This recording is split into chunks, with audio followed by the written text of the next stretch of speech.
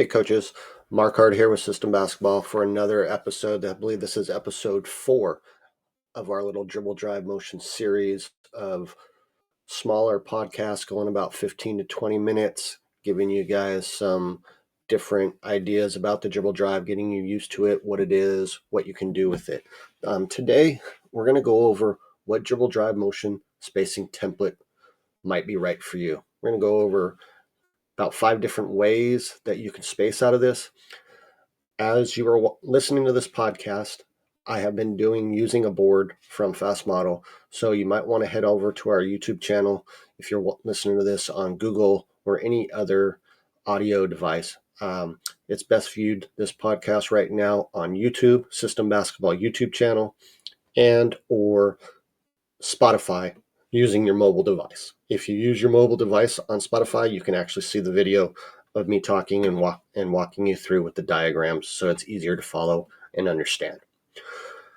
So dribble drive motion offense has been around since 1998, and with any offense that's had some longevity, there's been some adaptations to it. Traditionally, it was just used as a 4-out, 1-in, and with teams using 5-out, people have learned to adjust their spacing, adjust the cuts, and modify the dribble drive. Because in my opinion, dribble drive motion is just a framework. It's an organized penetration system that involves putting your players in spacing and opening up gaps for downhill attacks. So let's dive into the different spacing templates that you may want to use, and we're going to discuss those today. So the very first one is traditional 4-out, 1-in. And now with the 4-out, 1-in, the spacing can be moved around a little bit here, and some people go narrow, some people go wide, really wide. I kind of like to get like volleyball lines. Don't really want to get pushed towards the volleyball lines too far outside of that, because now they can use the sideline. Now the questions that you need to ask yourself are, where do you want to put your 5? Do you want to put them right on the lane line here? Are they a post player that you can just swing it 4-3 real quickly and get them some touches on the block? Is it a player that you're not really utilizing, that they're just down there to relocate and get dump off passes and catch? So the spacing on that player, you might want to move them a little bit wider out here to, if they're not special and they're not a big back-to-back player. So that makes X5's decision on how they're helping with that player. You might want to even put them a little closer, but off the line, but heels to the baseline. And why you would move them around in a course of a game. Let's put X5 out here. And if X5 was playing really close to him, you might want to move him even further out. Now that allows one to be able to get to the basket more in this situation. So that's your traditional 4-out, 1-in. Not much to it. Most of you have probably seen that. So it's just adjusting your 4-man and your 5-man. Do you want them narrower? Do you want them wider? And there's reasons behind that. And it's based kind of how X5's guarding you and the type of player that you have in that 5 spot. So now we're going to branch off here, and we're going to talk about 4-out, 1-in in the stretch area of the floor. So now people are referring to it in transition as the 2-sided break. So that would be 4 coming out here wide. I call that the stretch spot. So why would you put the 4 there? Maybe you're a 2-sided break team with the rim runner. So that's where your 5 would be, a two-sided break with the rim runner. And the other reasons why you might want to start putting the 4 there is maybe your 4 is a dynamic player and they're face guarding, or they're playing you in the nail, they're playing pressure, various reasons why you might want to move them there.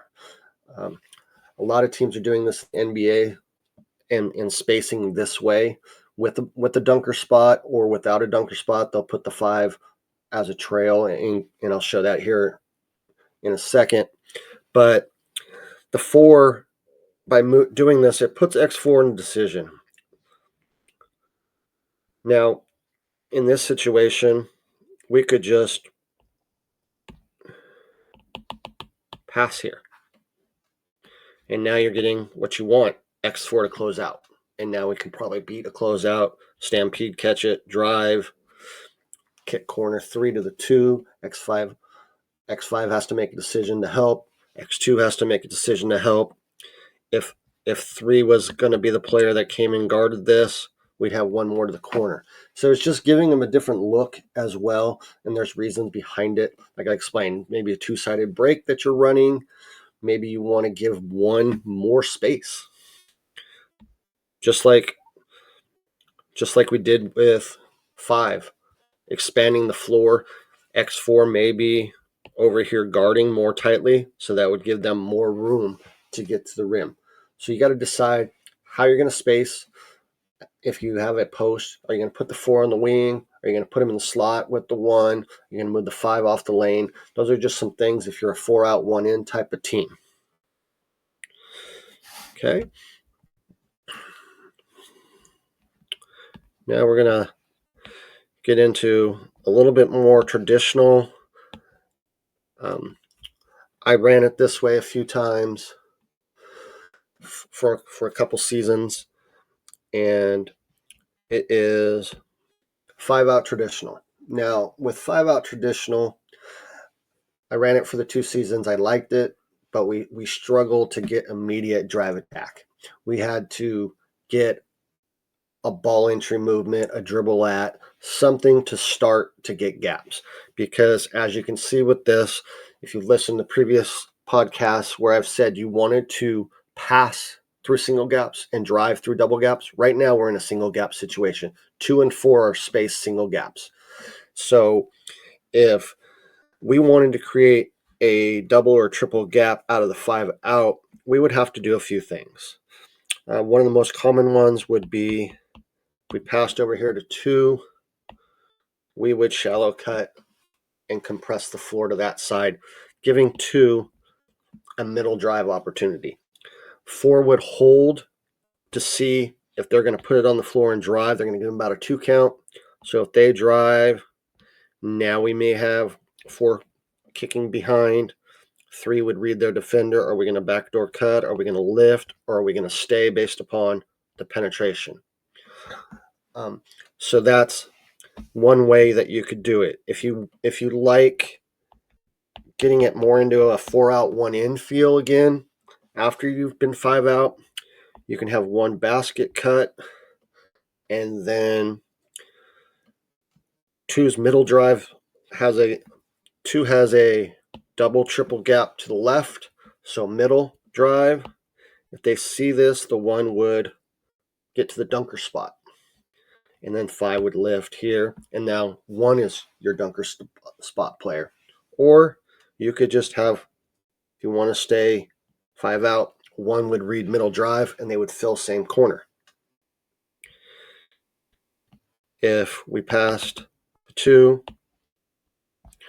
and 2 decided to drive that way, 1 would either get here or could fill corner based upon your philosophy of whether you want to be 5 out or 4 out, 1 in. So that's taking some read and react layers that when I was running it for 2 years, that's kind of what I did. I took some of the read and react offense, but used the traditional DDM kickups and kickbacks because when I first taught the offense, we were already a dribble drive team. And then when I tried to teach it 5 out, I said, oh, we're going to go circle movement. And it kind of screwed up my team. And I had guys, some going circle movement, and I had some kicking up.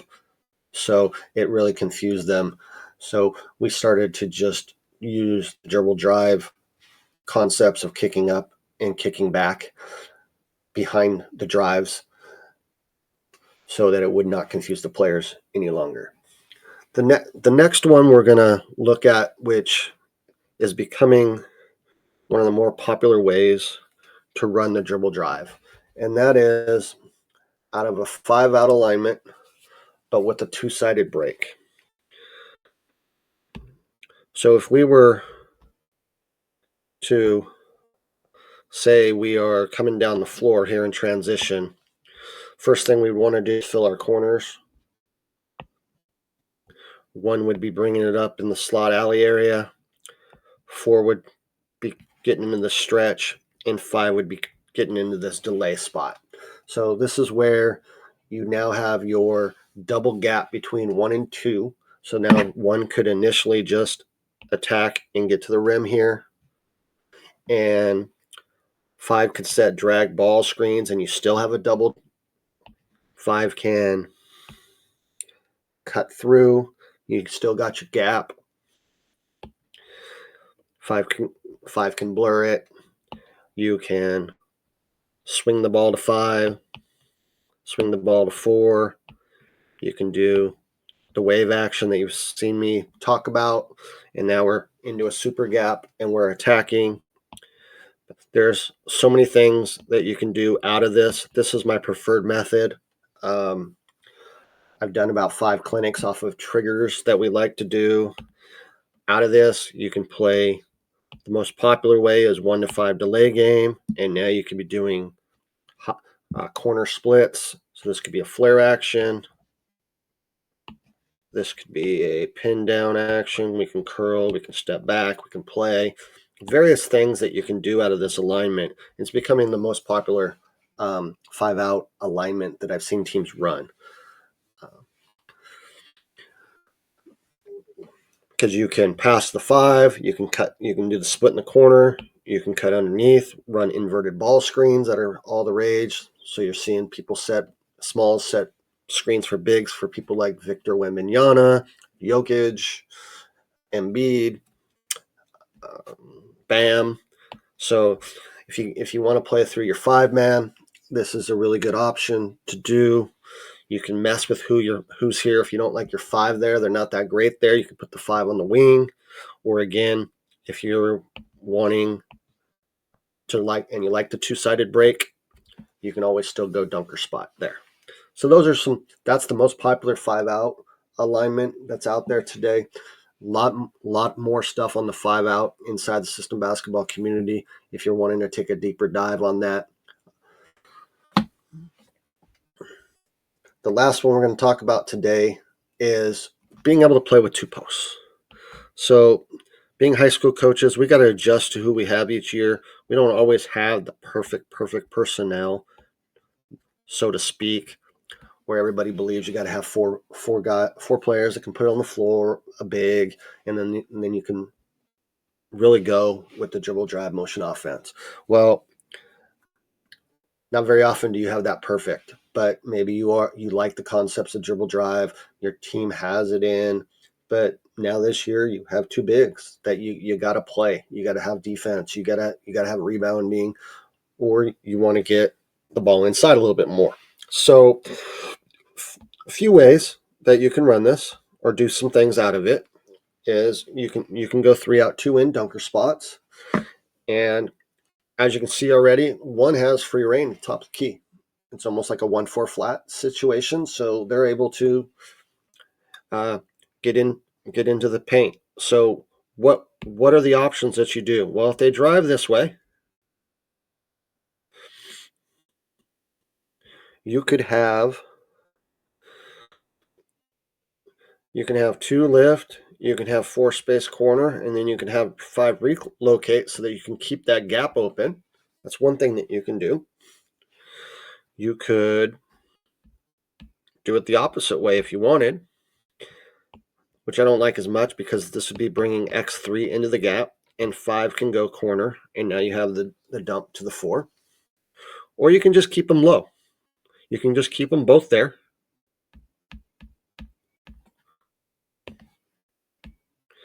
And keep them near the basket and put the pressure on X5 and X4.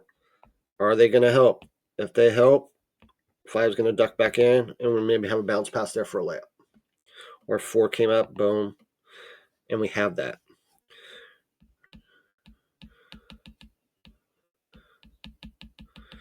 The other things you can do out of this is you can bring them up into horns actions.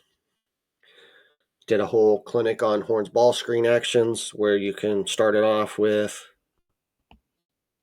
this, or you can even have them run off, and now you have that. And have them fake the ball screen and run off and create that. But there's lots of things that you can do out of the 3 out, 2 in dunker spot.